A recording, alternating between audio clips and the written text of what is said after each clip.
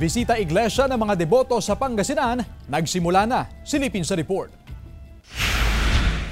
Taon-taong panata ng 75 anyos na si Aling Elijah ang bumisita sa mga simbahan tuwing panahon ng Kwaresma.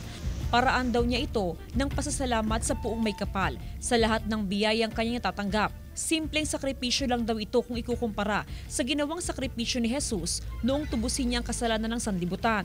Una sa kanyang binisita ang St. John the Evangelist Cathedral sa Dagupan City. Lahat ng problema, basta idulog mo sa kanya, dinggin mo lahat, pinakikinggan ka nga. Ilang linggo bago ang Semana Santa, nagsimula ng dumagsa ang mga deboto sa iba't ibang simbahan para sa bisita iglesia.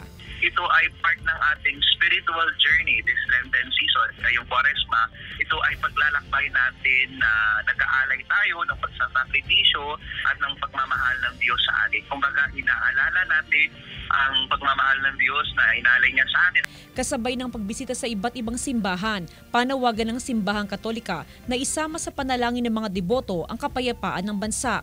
Karaniwang 7 o 14 na mga simbahan o banal na lugar ang pinupuntahan ng mga deboto para sa bisita iglesia.